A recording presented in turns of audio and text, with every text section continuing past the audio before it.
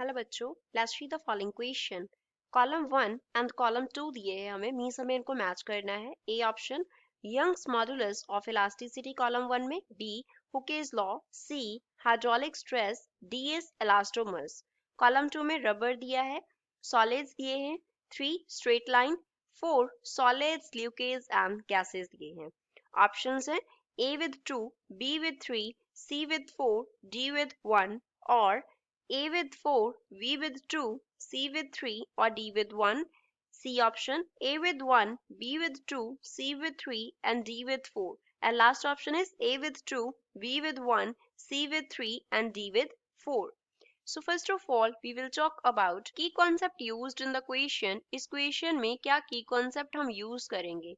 तो A option में क्या दिया है हमें? Young's modulus of elasticity दिया है. Young's modulus of elasticity.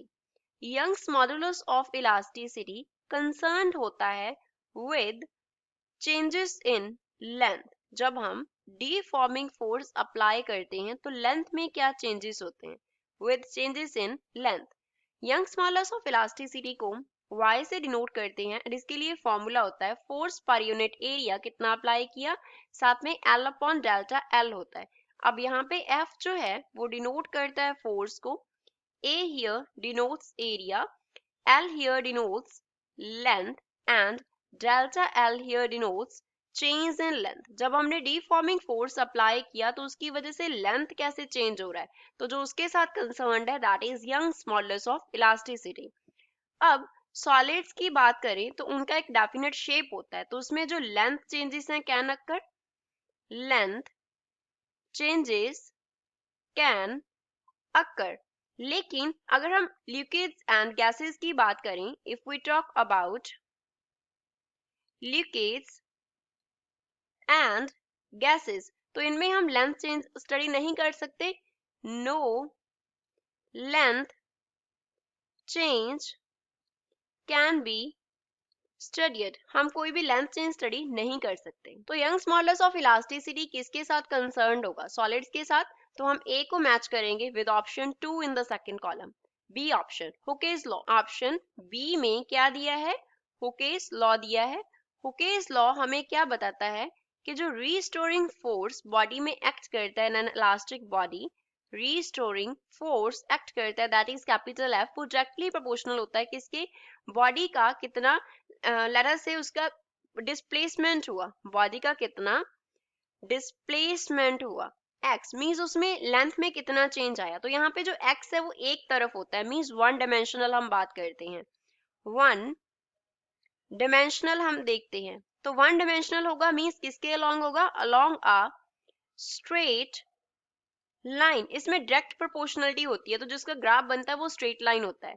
जब हुकेस लॉ अप्लाई करके हम स्ट्रेस एंड स्ट्रेन का कर्व ड्रॉ करते हैं तो इस तरफ सपोज ग्राफ में हमारे पास क्या है? स्ट्रेस है, एंड इस तरफ हमने कंसिडर कर लिया स्ट्रेन। इस तरफ क्या है? स्ट्रेन है। तो जो ग्राफ है वो स्ट्रेट लाइन ग्राफ होता है, डायरेक्ट प्रोपोर्शनलिटी होती है when we consider the Hooke's law. तो हुकेस लॉ को मैच करेंगे with option 3 in the column 2। C hydraulic stress, C में क्या दिया है? हाइड्रोलिक स्ट्रेस दिया है। अब हाइड्रोलिक स्ट्रेस का मीन्स क्या है कि हम वाटर को यूज करते हुए और फ्लूइड को यूज करते हुए स्ट्रेस अप्लाई करेंगे। फ्लूइड की हेल्प से क्या अप्लाई करेंगे? स्ट्रेस अप्लाई करेंगे। तो फ्लूइड की हेल्प से जो स्ट्रेस है वो हम सॉलिड्स पे भी अप्लाई कर सकते हैं, लिक्विड से भी अप्लाई कर सकते हैं, and as well as that stress can be applied to gases. लेकिन सॉलिड का डेफिनेट शेप एंड साइज होने की वजह से ये क्या होते हैं? लीस्ट कंप्रेसिबल होते हैं, लीस्ट कंप्रेसिबल। तो लेकिन इसको हम अप्लाई तो तीनों पे कर सकते हैं हाइड्रोलिक स्ट्रेस को। तो सी को हम मैच करेंगे with fourth option in the column 2, D option elastomers. Option D is elastomers. Elastomers हमारे पास क्या होते हैं? नेचुरल पॉलीमर्स होते हैं, नेचुरल पॉलीमर्स होते हैं शोइंग प्लास्टिक प्रॉपर्टीज, जो कि हमारे पास plastic property showing large strain under small stress.